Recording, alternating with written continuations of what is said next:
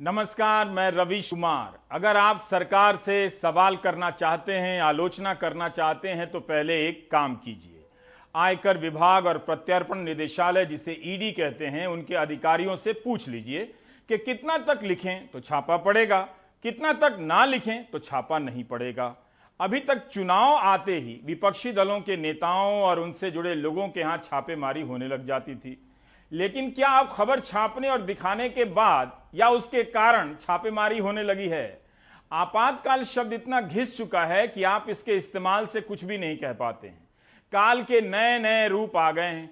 दूसरी लहर के दौरान हिंदी ही नहीं, अंग्रेजी अखबारों में भास्कर अकेला ऐसा अखबार है जिसने नरसंहार को लेकर सरकार से असहज सवाल पूछे, उन बातों से पर्दा हटा दिया जिन्हें ढकने की कोशिश हो रही थी।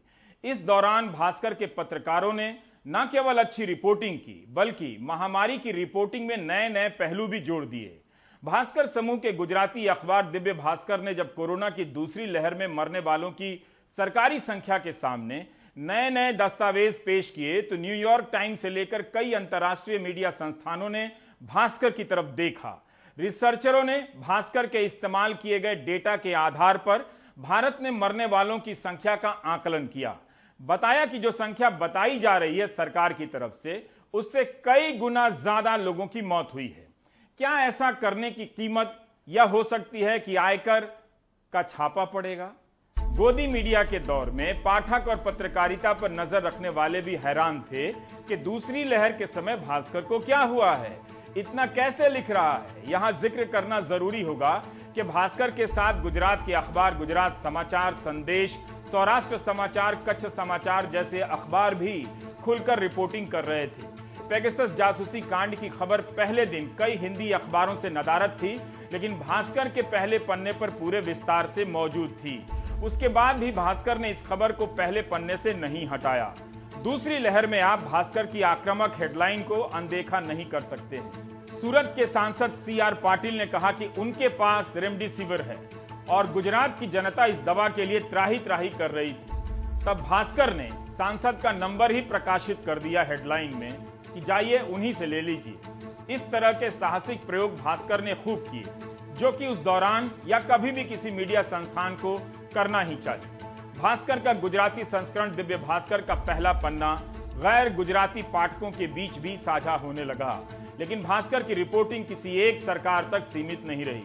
सूरत से लेकर जयपुर, भोपाल से लेकर प्रयागराज और लखनऊ से लेकर पटना तक में फैले उसके संवाददाताओं ने शमशान, मुर्दा घरों और मृत्यु पंजीकरण दफ्तरों की व्यवस्था को खंगाल दिया।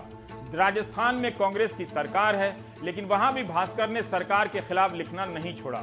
पटना में भास्कर के संवाददाताओं ने कई शमशान घाटों और गांवों का दौरा कर बताया कि मरने वालों की संख्या सरकारी आंकड़ों से कई गुना ज्यादा है। माना जा सकता है कि इस रिपोर्टिंग का भी दबाव रहा होगा कि राज्य सरकार को मरने वालों की संख्या में बड़ा बदलाव करना पड़ा।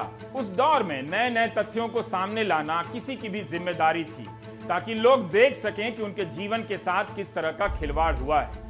भास्कर की इस साहसिक रिपोर्टिंग के सामने हिंदी के कई अखबार पिछड़ने लगे।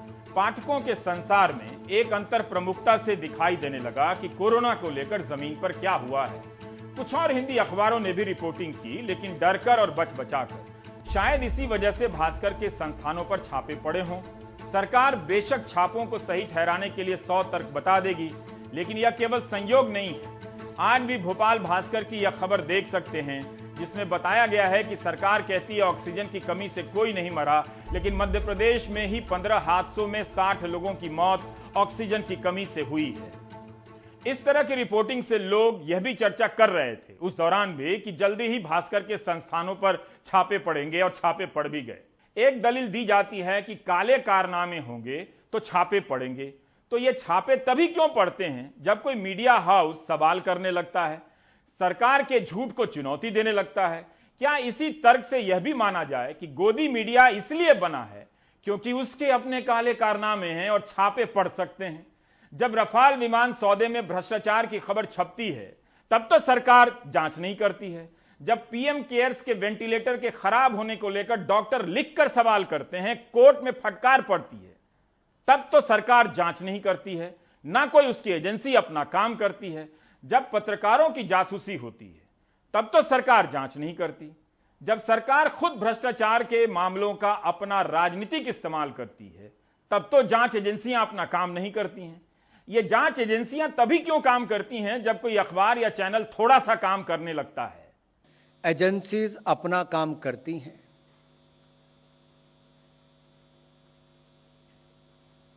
उस पे हमारा कोई दखलंदाजी नहीं होती। और दूसरा मैं इतना ही कहना चाहता हूं, पूरी जानकारी जरूर लेनी चाहिए। कई बार जानकारी के अभाव में भी बहुत सारे विषय ऐसे आते हैं जो सच्चाई या सत्य से परे होते हैं। 21 जुलाई को न्यूज लॉन्ड्री वेबसाइट पर आयुष तिवारी और बसंत कुमार की एक रिपोर्ट छपी है। यह रिपोर्ट एक आरटीआई के आधार पर है जो डीडी न्यूज के पत्रकार उमा शंकर दुबे ने लगाई थी। न्यूज लॉन्ड्री की इस रिपोर्ट में लिखा है कि यूपी सरकार ने अप्रैल 2020 से मार्च 2021 के बीच न्यूज चैनलों को 160 करोड़ से अधिक का विज्ञापन दिया है। इस सूची में वही चैनल है जिनके बारे में कहा जाता है कि सरकार से सवाल नहीं करते हैं। अगर सरकार पत्रकारिता का समर्थन कर रही होती तो उसे भी विज्ञापन देती जो उससे सवाल करते हैं। साफ है, सरकार की प्राथमिकता पत्रकारिता को प्रोत्साहित करने की नहीं बल्कि विज्ञापन के डंडे से चुप कराने की है। क्या यह सही नहीं है कि विपक्ष के विधायकों को तोड़ने के लिए एजेंसियों का इस्तेमाल हुआ है? मुकुल राय का उदाहरण सबसे बड़ा है। पहले उन पर घोटाले का आरोप लगा, फिर बीजेपी में लाकर उपाध्यक्ष बना दिया गया। इसलिए कारनामों को पकड़ने की यह डिजाइन कारनामों से ज्यादा आवाज दबाने की लगती है। जिस समय सरकार पत्रकारों और विपक्षी नेताओं के फोन की जासूसी के आरोप से घिरी हो, उसी समय ये छापे बता रहे हैं कि वह इस दिशा में कितना आगे निकल चुकी है। भारत समाचार के संपादक और संस्थापक ब्रजेश मिश्र, इस चैनल के स्टेट प्रमुख वीरेंद्र सिंह के घर और दफ्तर पर भी छापे पड़े हैं। भारत समाचार पर भी लगातार उन सवालों को लेकर कवरेज हुआ है जिनमें यूपी सरकार से सीधे सवाल किए गए हैं। इस चैनल के संपादक अपने ट्विटर हैंडल पर लगातार यूपी के मुख्यमंत्री की आलोचना करते रहे हैं। यही नहीं, जब छापे पड़ रहे थे तब भी भारत समाचार फ्लैश कर अपने दर्शकों को बता रहा था कि संपादक ब्रजेश मिश्र और वीरेंद्र सिंह के घर पर छापे पड़ रहे हैं, और चैनल दावा करता रहा कि वह इन छापों से डरने वाला नहीं है। इस चैनल पर पड़े छापों को यूपी चुनाव से भी जोड़ा जा रहा है ताकि बाकी चैनलों की तरह यह भी सरकार की आलोचना छोड़ दे। छापों और मुकदमों से किसी को भी अपराधी साबित कर देना मुश्किल काम नहीं है। जब इस देश में किसी डॉक्टर पर अवैध रूप से एनएसए लग सकता है, लगा है, कोर्ट ने कहा है। मणिपुर के एक्टिविस्ट एरेड्रो ने इतना लिख दिया फेसबुक पर कि कोरोना का इलाज गौमूत्र नहीं है, तो उन्हें एनएसए लगाकर 2 महीने जेल में बंद किया गया। तो इस देश में कुछ भी हो सकता है। सरकार हर छापे को सही ठहरा सकती है। पत्रकारों के फोन की जासूसी हो रही है, फिर सरकार की कोई एजेंसी अपना काम क्यों नहीं कर रही है? ना सरकार जांच कर रही है।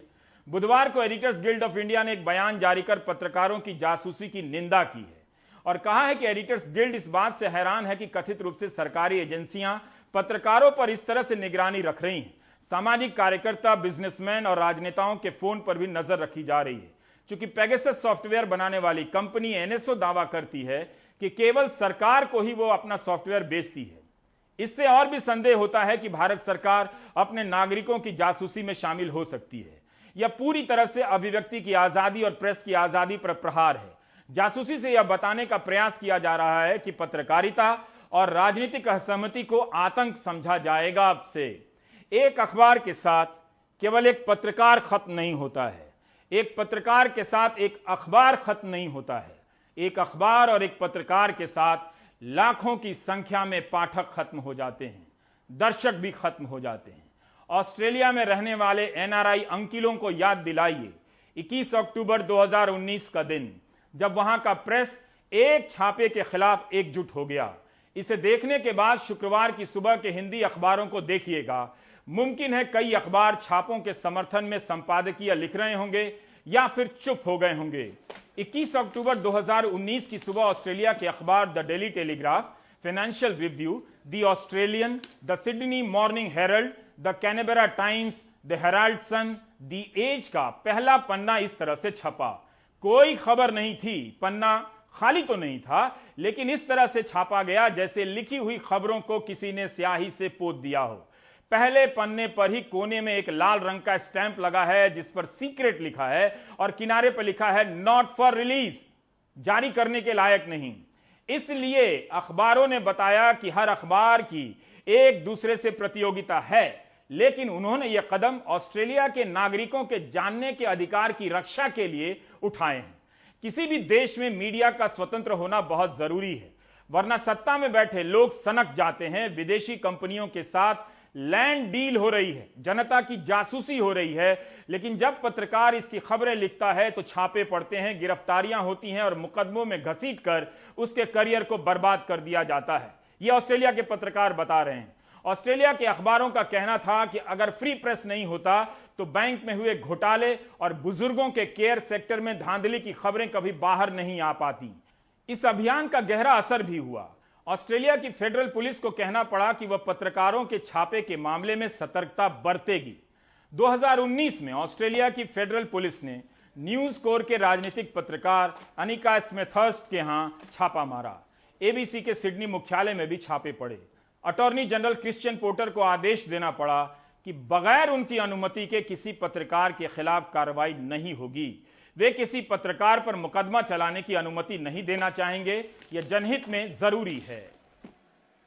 Okay, well, freedom of the press is an essential for any democracy, and Australia's always been pretty good with it, but of recent times we've had a lot of instances where the media is being suppressed, whistleblowers are being suppressed, and the good thing about it is that most of the media in Australia have got together, as you can see here, and been on TV and written to the government and had meetings and demanded that the freedom of the press be maintained, or freedom of opinion as well. So it's an important issue, and it hasn't really been a major issue in Australia, but it's become one now.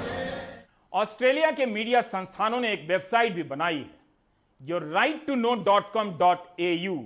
इस पर लिखा है, when government keeps the truth from you, what are they covering up? अगर सरकार आपसे सच छुपा रही है तो छुपा क्या रही है? एक छापे को लेकर ऑस्ट्रेलिया के सारे छोटे बड़े अखबार और न्यूज चैनल एक साथ आ गए। ऑस्ट्रेलियन बिजनेस रिव्यू ने लिखा कि you have a right to be suspicious and concern, यानी संदेह करना और चिंतित होना आपका अधिकार है।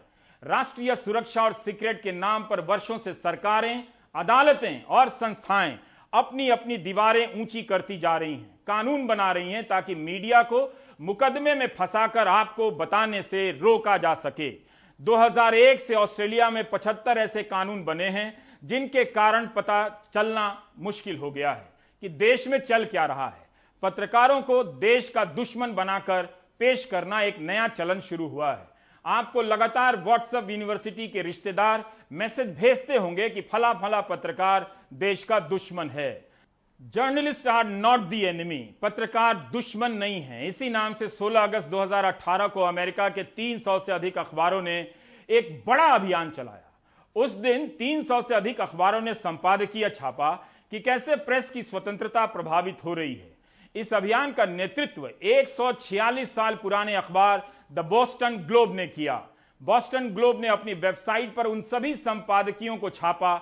ऐसा बहुत कम होता है जब एक अखबार 300 से अधिक दूसरे अखबारों के संपादकीय को अपने यहां जगह दे, यह बताने के लिए कि कैसे राष्ट्रपति ट्रंप मीडिया की स्वतंत्रता पर हमला कर रहे हैं। ट्रंप अक्सर मीडिया को फेक न्यूज कहते रहे, पत्रकारों को जनता का शत्रु कहते रहे, जबकि पत्रकार शत्रु नहीं है। न्यूयॉर्क टाइम्स ने अपने संपादकीय में 1964 में सुप्रीम कोर्ट के एक फैसले का हवाला दिया कि सार्वजनिक बहस खुले मन से होनी चाहिए।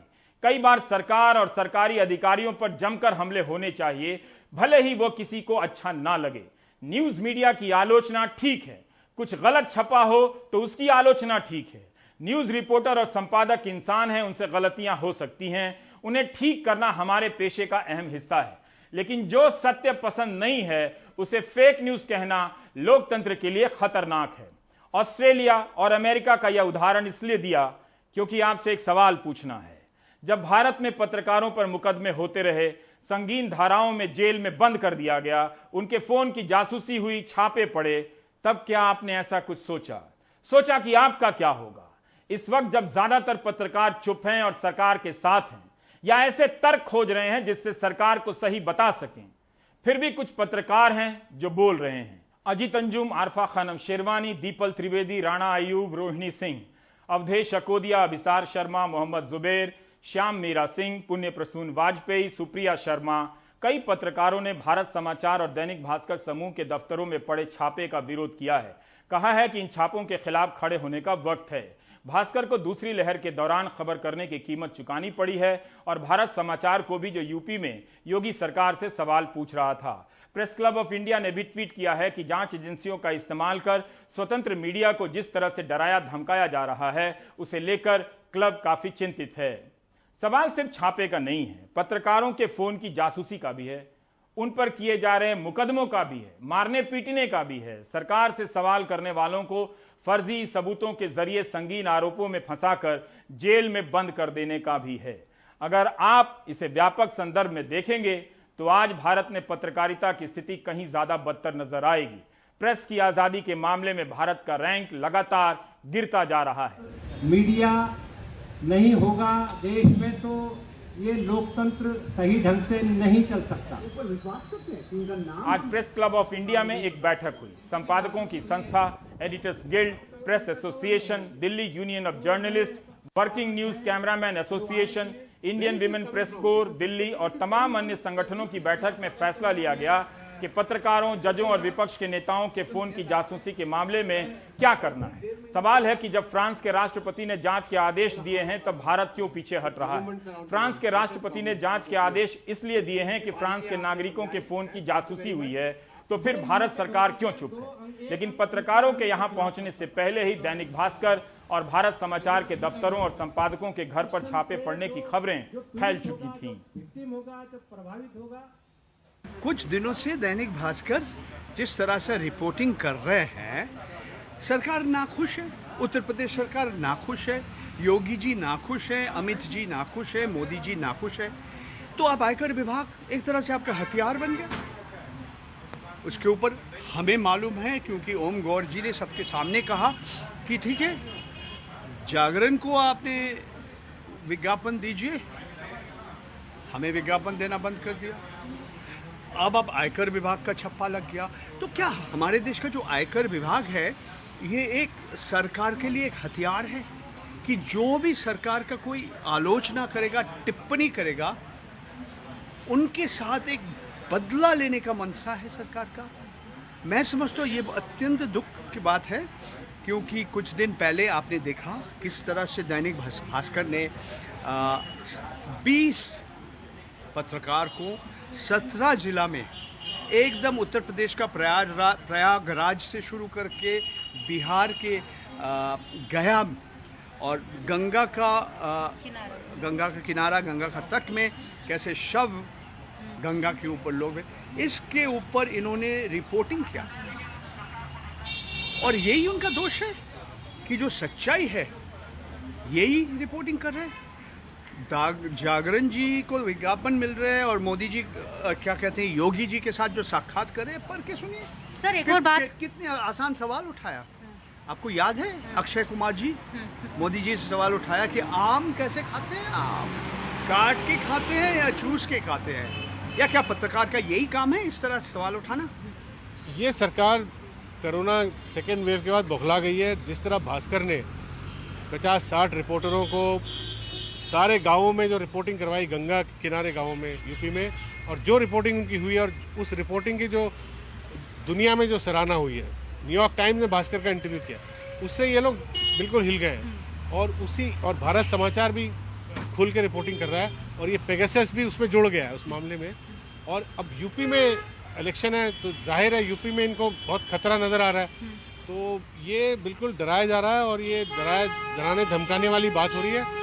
मेरे ख्याल अब ये होगा नहीं। अब ये भास्कर और ये भारत समाचार इनको चुप नहीं करा सकते। मैंने सुना है कि भारत समाचार के जब रेड हो रही थी, उन्हीं के कैमरामैन उस रेड को भी फिल्म करके दिखा रहे हैं। तो ये एक अच्छी बात है, मीडिया अगर बिना डरे अगर काम कर रही है अपना। पुलित्जर पुरस्कार पाने वाले पत्रकार दानिश सिद्दीकी की तालिबान के हाथों हत्या को लेकर प्रधानमंत्री ने एक शब्द नहीं कहा, सांत्वना के भी नहीं। कोरोना की दूसरी लहर के दौरान दैनिक भास्कर ने गहलोत सरकार की खूब आलोचना की और राज्य सरकार के दावों से अलग रिपोर्टिंग की। आज भी जयपुर भास्कर में ऐसी खबर छपी है जो राजस्थान सरकार के खिलाफ समझी जा सकती है, लेकिन यह खबर राजस्थान की जनता के हक में है। इसके बाद भी मुख्यमंत्री अशोक गहलोत ने भास्कर समूह के दफ्तरों में पड़े छापों का विरोध किया है और ट्वीट किया है। दिल्ली के मुख्यमंत्री अरविंद केजरीवाल ने कहा है कि आज का छापा मीडिया को डराने का प्रयास है। बंगाल की मुख्यमंत्री ममता बनर्जी ने इन छापों की निंदा की है। Through Dainik Bhaskar we condemn that the atrocities by central government through some agencies to Dainik Bhaskar group. मैंने इसको कंडेम कर रहा है और दैनिक भास्कर का हर पत्रकार का साथ हमारा सॉलिडारिटी है। आप लड़ते हैं, आप लड़ते जाओ, पूरा देश आपका साथ है। हम मीडिया के भी solidarity. I salute to my media, I salute to my judiciary, I salute to my officers also. Even officers are also scared to talk, even they cannot pick up the phone. Never happened this situation, even not even in the emergency time. It is more than super emergency. मुमकिन है इन छापों को सही ठहराने के लिए WhatsApp university वाले रिश्तेदार 50 बातें फैला चुके हों, लेकिन आप खुद से एक सवाल कीजिए कि आपके जानने वालों में जो ऑक्सीजन की कमी से मर गए, क्या उन्होंने मरने का नाटक किया था ताकि विदेशों में सरकार बदनाम हो जाए? क्या उसकी रिपोर्टिंग की इस तरह कीमत चुकानी पड़ेगी? आज संसद में भी विपक्ष के सांसदों ने जासूसी और छापों को लेकर सवाल उठाए हैं। इस तरह का बर्ताव, आचरण हमने हाल के वर्षों में तो नहीं देखा था। उसने आपको क्या किया? कुछ सत्य से परिचय कराया, और वो सत्य क्या थे? आपके आंकड़े जो आप चादर ओढ़ा रहे थे, उसने चादर हटा दिया। अब उनके यहाँ ईडी आईटी भेज दी। क्या लोग नहीं समझ रहे हैं? बेवकूफ हैं कि शव वाहिनी गंगा की तस्वीरें और खबरें आई, आपने उनके ऑफिस और ठिकानों पर भेज दिए। मैं इसलिए कह रहा हूं कि देश में आक्रोश बढ़ता जा रहा है, ये ज्वालामुखी में तब्दील हो जाएगा, इन्हें समझना होगा। ये क्रोनोलॉजी समझने की जरूरत है, और देश की जनता इस सरकार की क्रोनोलॉजी अच्छी तरीके से समझ गई है कि जब इनसे कोई सवाल पूछता है तब उसके दरवाजे पर इनकम टैक्स और ईडी या सीबीआई के लोगों को भेज दिया जाता है। दैनिक भास्कर और भारत समाचार ने एक्सपोज किया कि किस तरीके से कोरोना काल में लोगों को ऑक्सीजन ना मिलने की वजह से, बुनियादी सुविधाएं ना उपलब्ध होने की वजह से कितने लोगों की जानें गई, और आज उनको इसका खामियाजा भुगतना पड़ रहा है।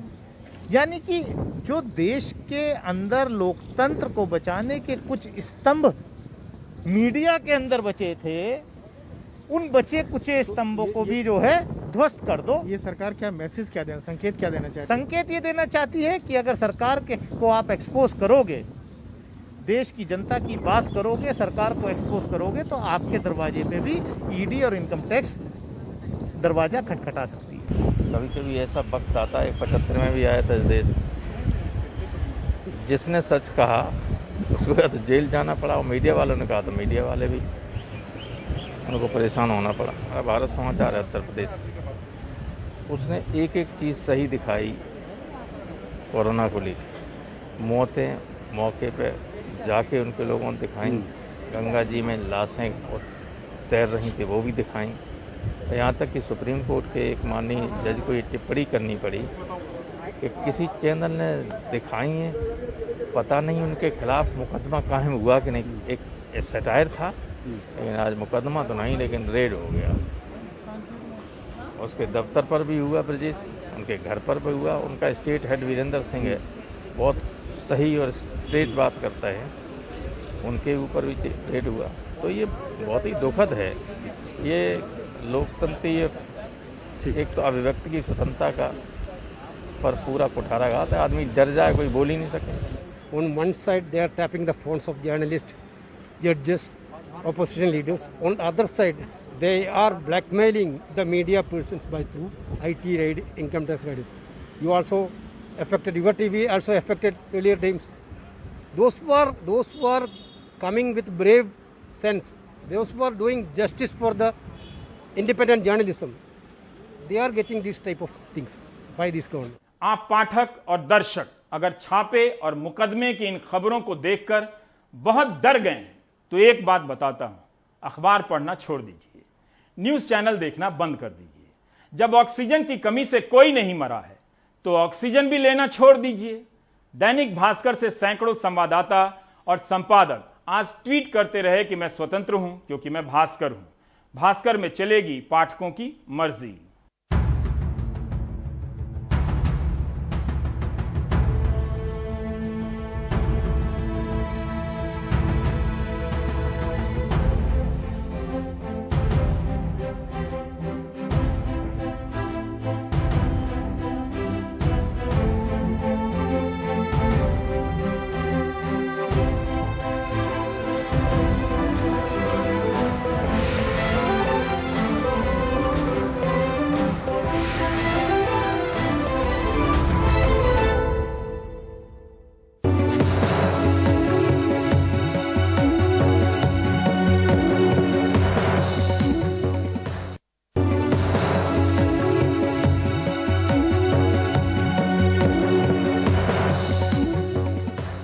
किसानों का आंदोलन 21वीं सदी के भारत का पहला ऐसा आंदोलन है जो मीडिया के कवरेज पर जिंदा नहीं है।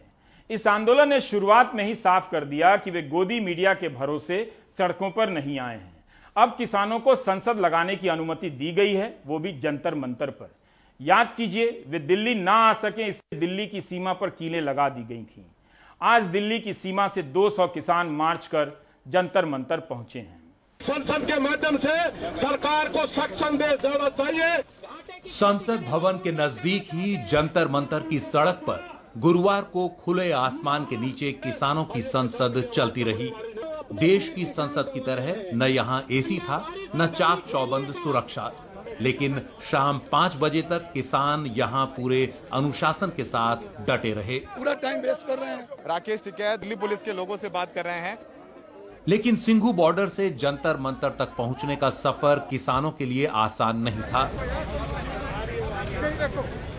200 किसान संयुक्त किसान मोर्चा से मिले पहचान पत्र के साथ सुबह 9 बजे निकले, लेकिन रास्ते में दिल्ली पुलिस ने उन्हें सुरक्षा जांच के लिए लगभग 1 घंटे रोक लिया। इससे किसान नाराज दिखे क्योंकि वो 11 बजे संसद के समय तक जंतर मंतर पहुंचना चाहते थे।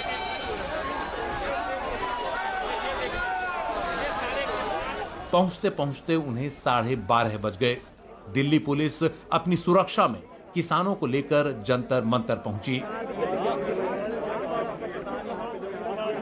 पुलिस की वजह से डिले हुआ है। हमारे को इतना लंबा 2.5 घंटे में घुमा के लाए, पर कोई बात नहीं, हमें आदत है इन सब चीजों की, डिले की आदत है। फिर भी किसान में धीरज होता है, हम अपनी बात कह के जाएंगे। किसानों ने दोपहर 1 बजे से लेकर शाम 5 बजे तक अपनी संसद के 3 सत्र चलाए, जिनमें 50 किसानों ने अपनी बात रखी। हर स्पीकर को बोलने के लिए 4 मिनट का वक्त दिया गया। सदन की कार्यवाही सुचारू रूप से चले, इसके लिए बाकायदा स्पीकर और डिप्टी स्पीकर भी बनाए गए। हम यहाँ से अपने कानून पास करेंगे, वो सरकार को भेज देंगे, ये हम करेंगे। किसान संसद में महिलाओं की भी भागीदारी रही। पिछले 7 महीनों से किसानों के बीच टीकरी बॉर्डर पर रह रही पंजाबी अभिनेत्री सोनिया मान ने भी अपनी बात रखी। क्योंकि पिछली बार इन्होंने हमारे साथ बहुत गंदा व्यवहार किया था, जबकि हम पिछली बार भी पीसफुल आना चाहते थे। बट इस बार मुझे था कि चाहे कुछ भी हो, मैं अपना नाम पहली लिस्ट में लिखाऊंगी। दोपहर को जब खाने का वक्त हुआ तो किसानों ने सड़क पर ही गुरु का लंगर लगा लिया। अभी ये लंच का समय हो गया है, तो ये देखिए भोजन के लिए, लंगर के लिए सारे जो किसान हैं ये यहाँ पर बैठ गए हैं। ये काला कानून वापस नहीं होएगा। अरे भूखा मरने के नालों तो संघर्ष करके मर जाएंगे तो कोई बात नहीं, भूखा भी तो मर ही जाएंगे ना। आज मीडिया के सामने हमने फार्मर जो पार्लियामेंट है वो लगाई है, इसके माध्यम से बताना चाहते हैं कि कानूनों में काला क्या, आन के देखे, बैठ के देख ले। शाम 5 बजते ही जिस अनुशासन के साथ किसान आए थे, उसी अनुशासन के साथ पुलिस सुरक्षा में वापस सिंघू बॉर्डर लौट गए। किसान संसद का पहला दिन शांतिपूर्ण निकल गया है। दिल्ली पुलिस काफी राहत की सांस ले रही है। किसान संगठनों को पता है कि राष्ट्रीय पटल पर अगर किसान आंदोलन को जिंदा रखना और बड़ा करना है और हाईलाइट करना है, तो पूरे संसद सत्र ऐसे ही शांतिपूर्ण तरीके से जंतर मंतर पर अपना किसान संसद करना होगा। लेकिन सबसे बड़ी बात यह है कि इस पूरी एक्सरसाइज से भी सरकार पिघलती नज़र नहीं आ रही है और बातचीत के लिए सरकार आगे आएगी ऐसा भी होता नज़र नहीं आ रहा है। जंतर मंतर में सहयोगी शरद शर्मा, आजम सिद्दीकी और मनु नैयर के साथ सौरभ शुक्ला, एनडीटीवी इंडिया। आप देख रहे थे प्राइम टाइम। नमस्कार।